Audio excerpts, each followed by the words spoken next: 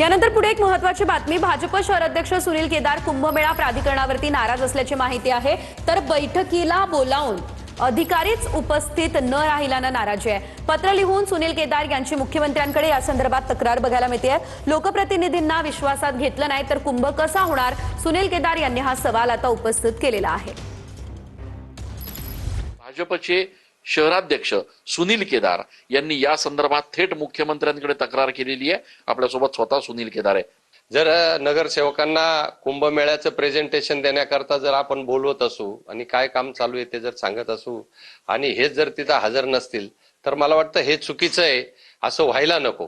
नगरसेवकांची गटनेता पक्षाच्या बैठकीमध्ये सुद्धा नगरसेवकांनी ती मागणी केली होती। त्याप्रमाणे महापौरांना मी सांगितलं होतं की महासभेला कुंभमेळ्याचे जे अधिकारी असतील किंवा आयुक्त शेखर सिंग असतील यांना पण आमंत्रित करा, परंतु काही कारण दाखवून ते आलेले नसतील। परंतु हे अतिशय चुकीचं आहे आणि त्यांनी ही जबाबदारी टाळली नाही पाहिजे।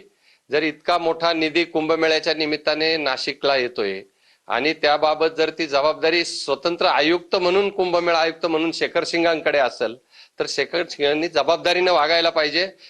ही तक्रार जी आहे ती मुख्यमंत्र्यांना थेट तुम्ही करणार आहात का, त्यांच्याशी बोलणार आहात का या विषयावर? मुख्यमंत्र्यांना यापूर्वी मी सांगितलेलं आहे, त्याप्रमाणे मुख्यमंत्र्यांनी सूचना दिल्याची मला माहिती मिळाली। परंतु आता परवा सुद्धा मुख्यमंत्री येतील, त्यांना मी त्याची कल्पना देईल।